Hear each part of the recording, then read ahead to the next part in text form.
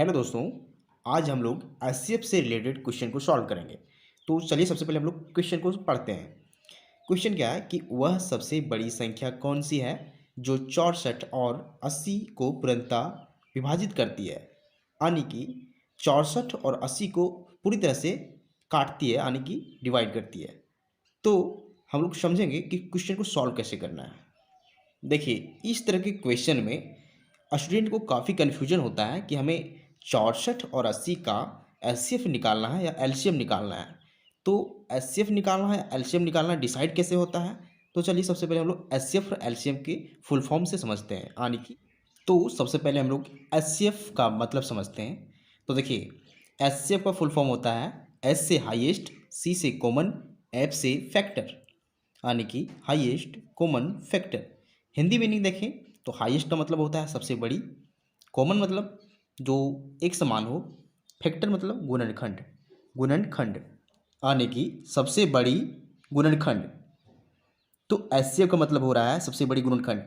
तो क्वेश्चन में पूछा जा रहा है कि वह सबसे बड़ी संख्या कौन सी है जो 64 और 80 को पूर्णतः विभाजित करती है। तो 64 और 80 को वही संख्या काट सकती है जो 64 और 80 का गुणनखंड हो। और सबसे बड़ी संख्या पूछा जा रहा है, यानी कि सबसे बड़ी गुणनखंड के बारे में पूछा जा रहा है।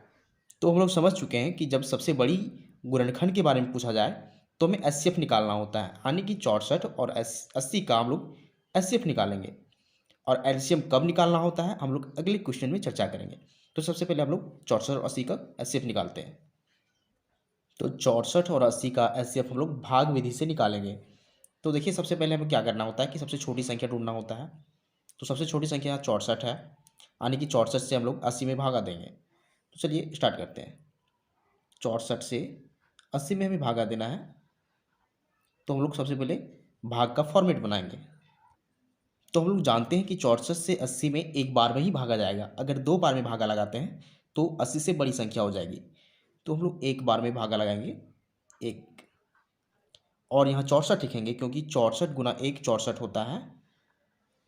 अब हमें 80 में से 64 को माइनस करना है, यानी कि घटाना है।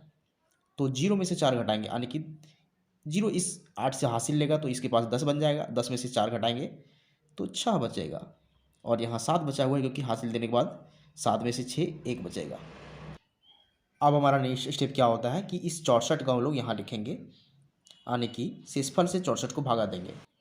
तो 16 से 64 में 4 बार में भागा जाएगा और इसका जो प्रोडक्ट है सो 64 आएगा, यानी कि सेम संख्या। तो 64 में से 64 को हम लोग माइनस करेंगे तो शेष फल यहाँ 0 आ जाएगा, यानी कि हमारा एचसीएफ का प्रोसेस कंप्लीट होता है। और एचसीएफ कौन सी संख्या है? जो संख्या अंतिम में भाजक हो, यानी कि 16 यहाँ 64 और 80 का एचसीएफ है। एचसीएफ बराबर 16। तो हमारा इस क्वेश्चन का आंसर 16 हो जाएगा। क्यों? क्वेश्चन को समझिए, क्वेश्चन के अनुरूप हम लोग आंसर को समझेंगे। देखिए, सबसे बड़ी संख्या कौन सी है जो 64 और 80 को पूर्णतः विभाजित करती है।